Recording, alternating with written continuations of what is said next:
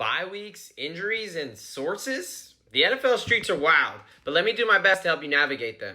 What's up, guys? SGPN Football Doc here, and I use injury diagnosis and injury reports to help you gain an edge. Let's do this by talking about the guys I'm looking to fade this week in fantasy football for NFL Week 5. We're going to start with Lions wide receiver Jameson Williams. Let's start. We're talking about a guy that has one catch in his whole NFL career in 6 games and 9 targets.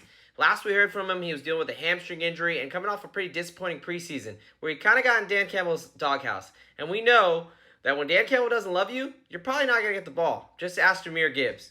All right, then we're heading over to Cincinnati to talk about wide receiver and quarterback here. So we're talking about wide receiver T. Higgins dealing with a rib fracture. It's a painful injury. It usually takes up to 6 weeks to fully heal. Guys usually play they come back in around 2 weeks. He's told he's going to play, but I wouldn't trust him. I mean, rotating, just laughing, coughing hurts, and he's already having a disappointing season. And rolling in with that, I would not trust Joe Burrow this week. He said he's feeling better off that calf strain, but with that re-injury, he's clearly limited. It's not only his mobility, but it's that back leg, so it affects his throwing power where he can't really generate that power to get the ball down the field.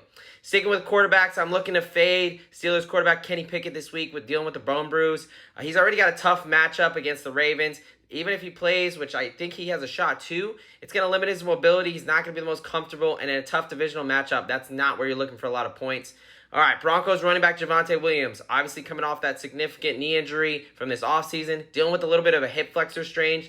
Not a crazy injury, but it will limit him, and he did not practice today. He may not play this week, but if he does, he's definitely going to be limited. Hope you were able to pick up Jaleel McLaughlin from my last video, waiver wire pickups. And lastly, let's talk about Cooper Kupp for a little bit. Not someone I'm totally looking to fade, but he did return to practice today. The Rams opened up his practice window. I think that's huge. That's a positive thing. A lot of the things we've heard is, the initial injury wasn't as bad. And right now, nothing is throwing me off where I'm thinking it's such a fishy situation or anything too crazy. He had that initial hamstring injury. He re-injured it, took the 4 weeks. I think he should be ready to go. Whether it's this week or next week, I think Kupp's going to come back and show us how he was when he was a league winner. All right, guys, thanks for listening. Follow for more and read my weekly injury report for more news and updates.